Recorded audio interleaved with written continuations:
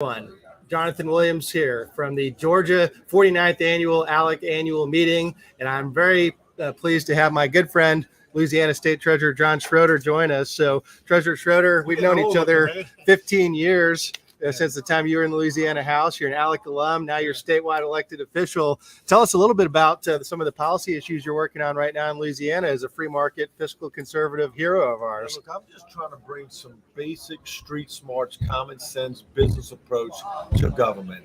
And you always hear people say, hey, government needs to act like a business. I'm here to tell you, after my 4.5 years stint as state treasurer, there's a lot of things government needs to do like business does. And Jonathan, maybe like how you do your own budget in your own home. You know, it's crazy some of the things you see. Just this week in Louisiana, I get a little tussle with this employee who sits on a board for me who wants to give somebody a 60% raise. I said, okay, you go find in the private sector where that happens. Sign me up right now if it does, right? Tell me, but we just don't have the same practice. We don't treat money like it's our money, like it's your money coming out of your pocket, and that's a big problem that I see. Well, so one of the things that we've seen this year, as you and I have talked about, is just this flat tax revolution that's happened across the country of states trying to cut taxes to really beat, back against the Biden agenda and this big government, big spending agenda out of Washington. And some of them were in your neighborhood, so to speak. You had Mississippi next door become a flat tax state. Right here in Georgia, become a flat tax state. You're already competing against Tennessee and Texas as no income tax states. So as you think about the future of Louisiana, how do you turn it around to be able to compete with some of these states? Yeah, it's going to have to happen. So I heard you say earlier today that we went from 1 to 2 to 3 to 4 and from 0 to 4 in that short time frame. That's what's going to drive this whole issue is now there's competition. And you don't want to be last and you don't want to get left out. I mean, now that Mississippi has passed it, I can tell you if I have my way, we're going to do it in some way, shape, or form. That's great. Well, final question in the remaining time we have. You've given a lot of thought to how do you really have a free market principled response to this radicalized ESG movement, especially as it pervades state pension systems. And we're hearing these horror stories about states divesting their assets from oil and gas companies because it's not in vogue with whatever liberal state capital is making these decisions. What's the best way as legislators are watching this that they can help fight back and be principled at the same time? Look, I'm spending a lot of my time educating legislators because they don't really know what this ESG stands for.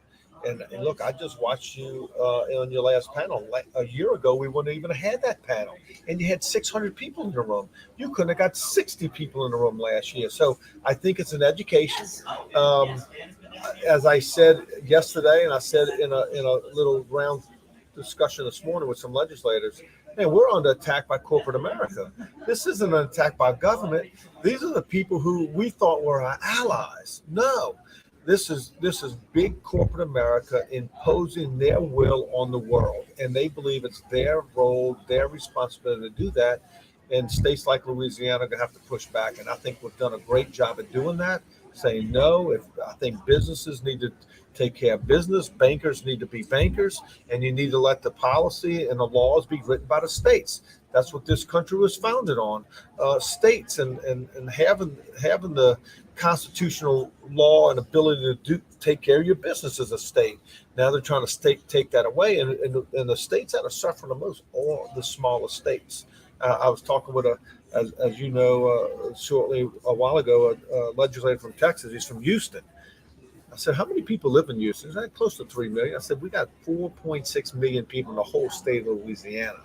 So it's a big problem for the small states, but we have to push back. I do believe it's an education, which is something big that ALEC does. I'm sitting with a legislator from Louisiana, sort of blew him away what he heard this morning. This is real stuff, man. This isn't like a movie that's been produced by the Martians. This is really happening in our own country. We're going to implode from the inside.